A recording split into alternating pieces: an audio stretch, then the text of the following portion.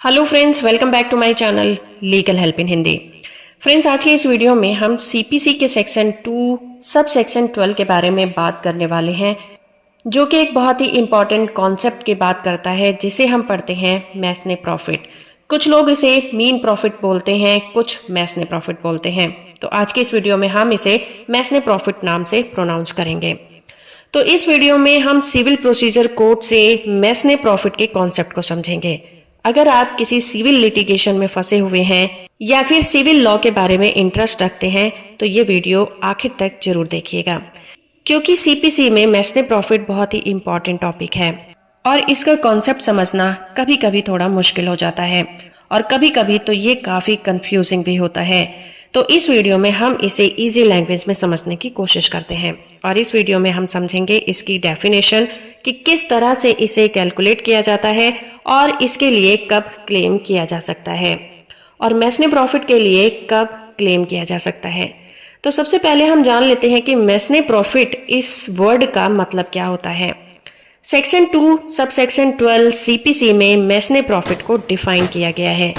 किसी भी प्रॉपर्टी पर जब कोई रॉन्गफुली पोजीशन ले लेता है, यानी कि अवैध कब्जा कर लेता है, गलत तरीके से किसी की प्रॉपर्टी पर कब्जा कर लिया जाता है, तो उसी को हम मैसने प्रॉफिट नाम से जानते हैं। लेकिन इस प्रॉफिट में वो प्रॉफिट शामिल नहीं होते जो अवैध कब्जा करने वाला उस प्रॉपर्टी में इम्प्रूवमेंट करके प्राप्त करता है। इसे एक एग्जाम्पल से समझते हैं।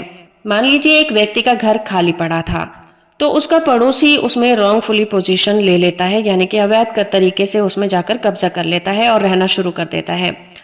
अब हम मान के चलते हैं कि अगर उस प्रॉपर्टी को उसका मालिक किराए पर देता तो उसे हर महीने 5,000 रुपए का रेंट मिलता, तो पड़ोसी पर जो मैसने प्रॉफिट हुआ वो 5,000 रुपए का हुआ।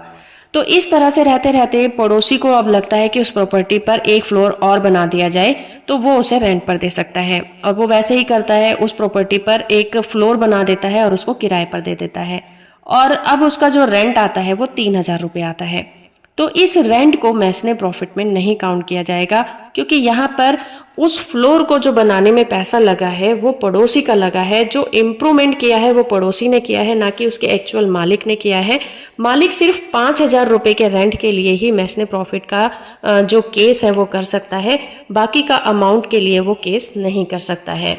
तो सीपीसी के तहत जो प्लेंटिफ होगा वो प्रॉपर्टी पोजीशन के अलावा मैसने प्रॉफिट के लिए भी क्लेम करेगा। तो कोर्ट अवैध कब्जे के लिए मैसने प्रॉफिट कंपनसेशन के तौर पर एक्चुअल मालिक को अवार्ड कर सकता है। तो आइए समझते हैं कि मैसने प्रॉफिट में कौन कौन से प्रॉफिट शामिल होते हैं। इसमें रेंटल इनकम शामिल होती है, क्योंकि उससे मालिक को इनकम हो सकती थी। दूसरा, अगर कोई खेत है उस पर कोई अवैध कब्जा हो गया है तो उस पर उगाई जाने वाली फसल से उसके मालिक को फायदा होता, तो वहां पर उस फसल के प्रॉफिट को भी मैसने प्रॉफिट में काउंट किया जाएगा। और किसी भी तरह की प्रॉपर्टी अगर मालिक के कब्जे में होती तो उससे वो पैसा कमा सकता था, चाहे वो किसी भी तरीके से होता, तो उसी प्रॉफिट को ही हम मैसने प्रॉफिट में काउंट करते हैं। मैसने प्रॉफिट की गणना इस आधार पर की जाती है कि रॉन्गफुल पोजीशन के दौरान प्रॉपर्टी का मालिक कमा सकता था, न कि अवैध कब्जाधारी ने कितना कमाया। इसका उद्देश्य सिर्फ प्रॉपर्टी के सही मालिक को देना है और उसके नुकसान की भरपाई करना होता है।